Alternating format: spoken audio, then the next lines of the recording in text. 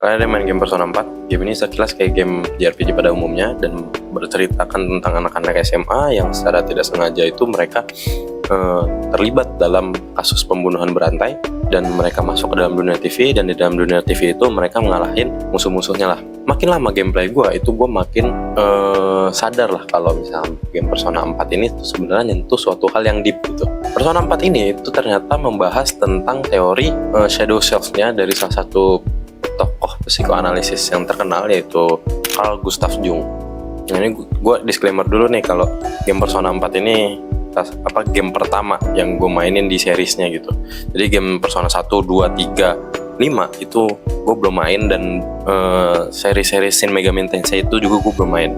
Nah, dalam game Persona 4 ini itu setiap playable karakter kita ini itu akan menghadapi yang namanya shadow versi diri mereka sendiri, dimana shadow ini adalah manifestasi dari alam bawah sadar mereka, tapi yang mereka tolak gitu, kayak misalkan perasaan iri, perasaan dengki, terus hasrat seksual, dan berbagai macam lah. Nah, semakin tokoh itu menolak shadownya, ya itu shadow itu selamanya akan jadi musuh. Nah, tapi ketika tokoh itu sudah bisa berdamai atau sudah bisa menerima sisi shadow dari dirinya itu, ya di game itu ya shadow itu bakal jadi kekuatan mereka itu sendiri, yaitu di game itu dinamakan namanya persona. Nah, menurut Carl Jung itu setiap manusia itu pasti mempunyai shadow-nya itu yang disimpan di alam bawah sadar. Nah, semakin kita tolak itu, pelan-pelan itu sebenarnya malah bakal ngancurin diri kita sendiri. Tapi ketika kita sudah menerima shadow itu lama-lama shadow itu yang bakal jadi kekuatan kita sendiri, bakal jadi suatu hal yang otentik buat kita lah. Itu baik lagi, itu kata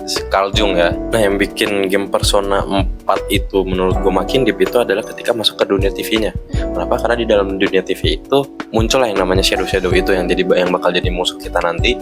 Dan secara simbolisasi itu dunia TV itu menjadi alam bawah sadar kolektif sebenarnya, yang dalam teori lainnya Carl Jung itu kita sebagai manusia pastinya kita menyimpan simbol dari ketakutan kita yang mirip-mirip. Nah, jadi gimana nih?